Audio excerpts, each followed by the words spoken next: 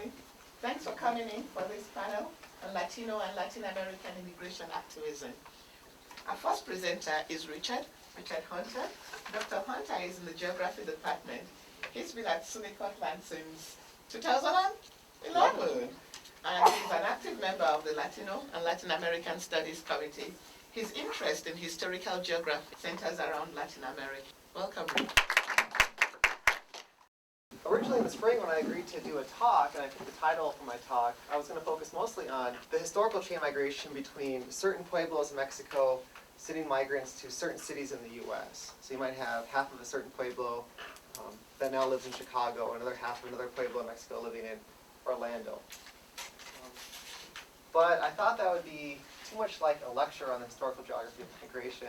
And thinking about the purpose of this conference, race, resistance, and reason, I decided to go light on the historical factors of chain migration and focus more on reason in terms of what we think of now as reasoned political discourse about immigration from Mexico, and how there are racial undertones to our discussion of chain migration today, specifically through the DREAM Act.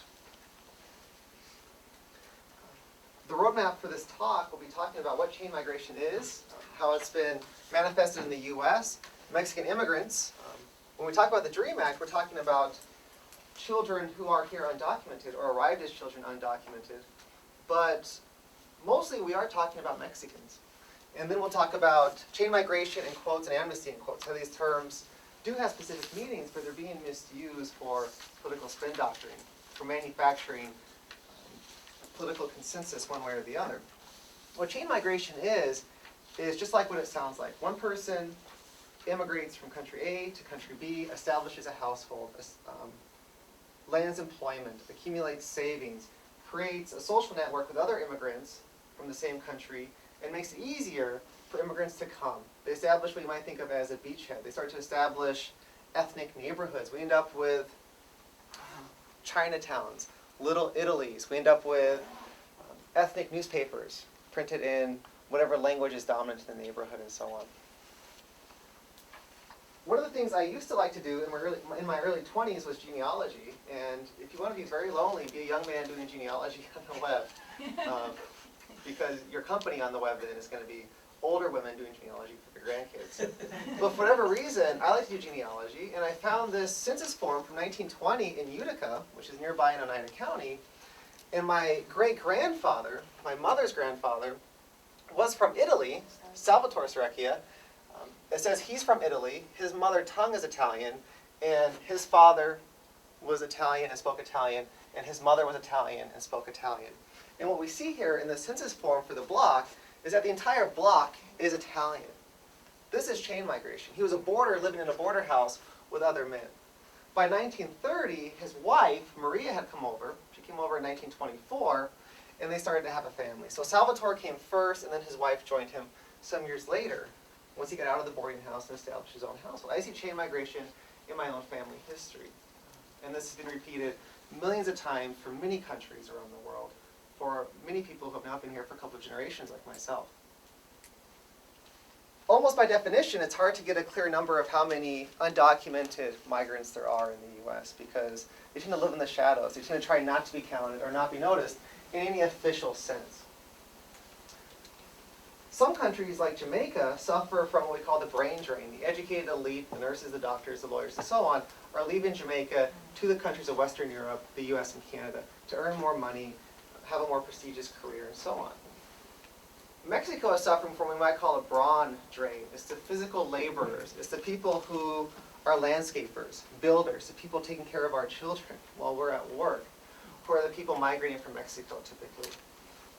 Most Mexican migrants don't have much formal education, as opposed to migrants from some other country. Now, if a Mexican wants to migrate legally to the US to do whatever kind of work as a laborer, there really is no legal path for this person. US immigration law is such that you can get an H-1B visa or a working visa if you have a master's degree in certain fields like law, science, the STEM fields generally. Or if you have a family member who's in the US, who is a permanent resident, what we think of as a green card holder, or as a citizen, that person can petition for you to come to the United States. But if you don't have a relative already in the US who can petition for your legal entry, and if you don't have an advanced degree, which would allow the government to give you a working visa, there's really no legal path for you to go from Mexico to the US to be a landscaper or a gardener or a nanny or so on. And so many Mexicans are here illegally as a result. The DREAM Act is an acronym, as so many government names are, to Development and Relief for Alien Education of Alien Minors. This is supposed to benefit children who were brought to the US by no fault of their own by their parents. The children were undocumented. It can benefit people who are now up to age 30, depending on the version of the legislation we're talking about, which Congress introduced it, or if we're talking about a Senate version or a House version. Typically varies between 29 and 35. They have to be below that age. In the US for 5 years, no serious criminal history. There's no path towards legality for a minor, if that minor has committed a felony or is under deportation proceedings as we speak. And they have to complete 2 years of college, not necessarily earn a degree, but they have to have 2 years towards a bachelor's or serve 2 years in the military. A critique of this is it's seen as a military recruitment tool. And if a person qualifies for the DREAM Act and pays the application fee, they can have a conditional permanent residency for 5 years, during which time they can fulfill the requirements of college or military. And if they still have a clean criminal record, they can reapply for another 5 years of conditional permanent residency. So after a total of 10 years, they can become permanent residents, what we think of as green card holders. Marco Rubio has been using the term chain migration during the past year to talk about the deficit or the main problem he sees in the DREAM Act. Marco Rubio is a junior senator from Florida. What Marco Rubio says is, for example, provides for chain migration, which I think is the biggest problem that it creates. So you're not only helping the kids, but once a kid becomes a citizen or a legal resident and then a citizen, they can now act as an anchor to bring in their entire family through the process. And that means that the DREAM Act is not limited to kids, my emphasis. It could be expanded to millions of people, which is problematic. He's saying that if a child becomes a citizen or a permanent resident, you're not only allowing 2 million children to have a legal path towards citizenship and legality and all the benefits that come therewith, but also their parents and their step-uncles and their brothers and sisters. So he's saying that perhaps there might be 4 more immigrants for every dreamer that is allowed in the country. And he's saying, so instead of 2 million, we might have 8 million or 10 million people come in. He sees this as a backdoor amnesty. The irony is that Marco Rubio's father petitioned to come to the U.S. from Canada in 1956 because his sister-in-law petitioned for him to allow him to do so. So Marco Rubio is in the U.S.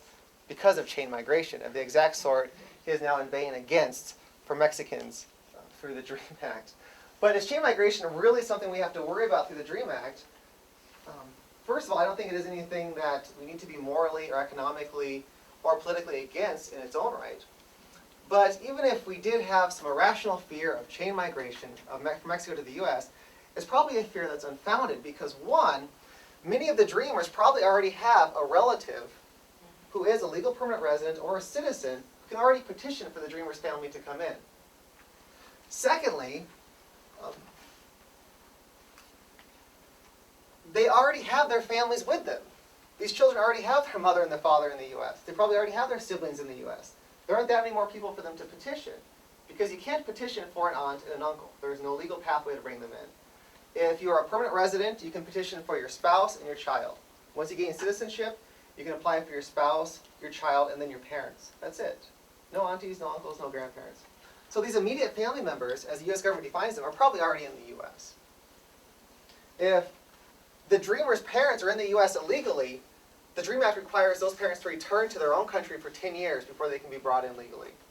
So there are these mechanisms built into the DREAM Act to prevent any sort of immediate massive chain migration, if there even is such a worry about that. Representative Lamar Smith from Texas is the chair of the House Judiciary Committee, so a mainstream voice in the Republican Party and an important voice in the Republican Party on matters of judicial importance. What he says is that while DREAM Act supporters claim that it would only benefit children, they skip over the fact that it actually rewards the very illegal immigrant parents who knowingly violated our laws. Once their children become U.S. citizens, they can petition for their legal immigrant parents and adult siblings to be legalized, who will then bring in others in an endless chain. Again, he's talking about chain migration. there are mechanisms, again, in the DREAM Act that prevent people from immediately applying or petitioning the government to bring over relatives. It's a minimum of at least 10 years. You need to have conditional residency for 2 5-year terms before you become a permanent resident. And only then can you apply for your children or your spouse. Now, since we're talking about dreamers who were brought to the U.S. as children, they probably don't have a spouse in another country. They probably don't have children in another country. So this is something we really need to worry about. The right-leaning Conservative Heritage Foundation weighed in on the DREAM Act. They say DREAM should really stand for deviously replacing enforcement with amnesty, D-R-E-A-M, since it will basically extend an amnesty to an estimated 2.1 million illegal aliens who are as old as 35 or 30. So they're saying the DREAM Act is supposed to benefit children, but we're talking about middle-aged adults here. However, these are adults who are suffering now because they were brought to the U.S. as small children. That seems to be overlooked. So they are adult victims in this sense. This law will provide amnesty, my emphasis, to large numbers of individuals who are in the United States illegally and allow chain migration of even more. So he's also misusing chain migration, which so many of us in this room are in the U.S. because of. But he's also using the word amnesty in a politically charged way, and we can talk about that. First, to give amnesty or clemency vacates a legal charge. It's understood under common law that children, especially children under 10, are incapable of having the mental capacity to commit a crime with intent, consciously. Children simply can't be charged with crimes if they're that young. So they don't need amnesty for anything because they haven't committed anything illegal. We tend to think of children as being here undocumented, not illegally. But again, Lamar Smith is seeing this as a backdoor amnesty for parents. How does this trickle down into the larger conversation about immigration through the DREAM Act? We see imagery on the web. Be a patriot, hell no to amnesty. If there's amnesty through the DREAM Act, we're going to have these hordes of people running across the border. In conclusion, thinking about Marco Rubio, who's trying to slam the door of chain migration after his family got in to the United States through chain migration from Cuba, it smacks of an I've got mine jack attitude. I'm here, I'm successful, nobody else should be allowed to enter. And when we talk about millions of people coming through chain migration, it sounds like these endless hordes of unwashed masses who are going to overtake us. It's as if Mexico and Mexicans are the barbarians at the gate, and the DREAM Act will allow them in. And we're talking about a them in an anthropological sense and an us. In an endless chain, says Lamar Smith, as if Mexico is going to empty out, the countryside is going to become depopulated as everyone streams to the U.S. I'll close with a poem by Emma Lazarus that she wrote in 1883 for the commemoration of the Statue of Liberty. Give me your tired, your poor, your huddled masses yearning to breathe free. The wretched refuse of your teeming shore, send these, the homeless, tempest tossed to me. I lift my lamp beside the golden door. I think the DREAM Act supports these words explicitly in the American ideal that we are a country built by immigrants. And this isn't comprehensive immigration reform. As President Obama says, this is merely a down payment on comprehensive immigration reform. But even this small step is becoming manipulated with geographic terms like chain migration in a way that I think is inappropriate and unhelpful. Thank you, Ray.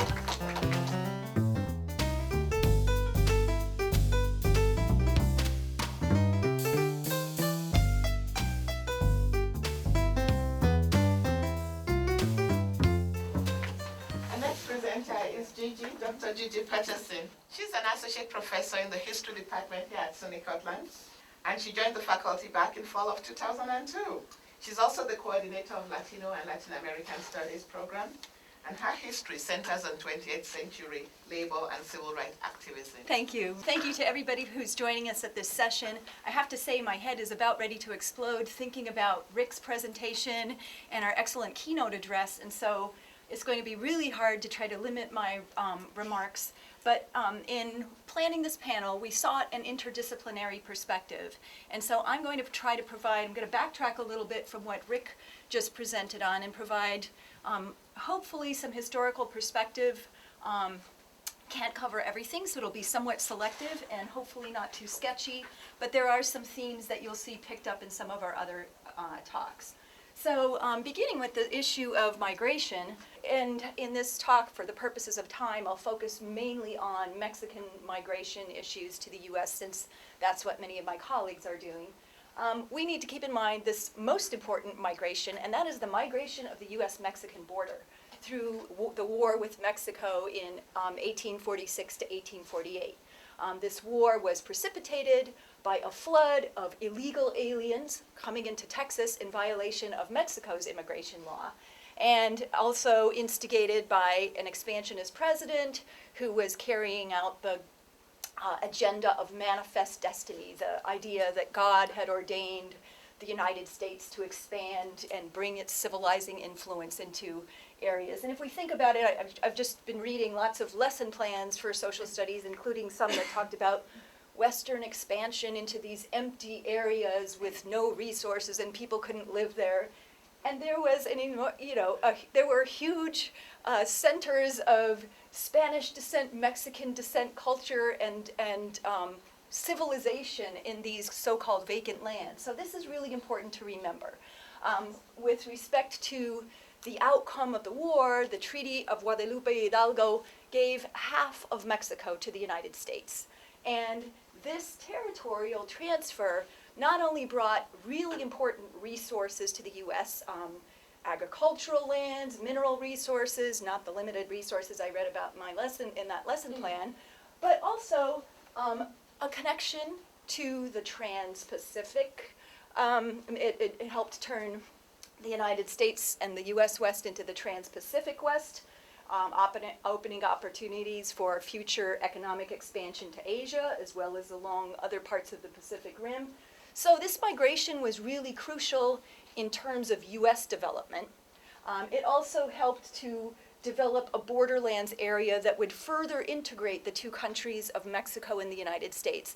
And we want to think about the fact that there was a great deal of fluidity and interaction and integration, as well as conflict and discrimination in this area. But the historical antecedents of today's debates about Mexican invasions and immigration begin with the US invasion of Mexico and this important territorial transfer. Even though that half of Mexico's land was ceded to the United States, that was only 1/10 of Mexico's population in this area. But it did lay the foundation for important chain migration because you had supportive communities to which later migrants could travel. And I think one of the issues that will come up in some of the other presentations is the role of labor in migration. I mean, we heard a little bit from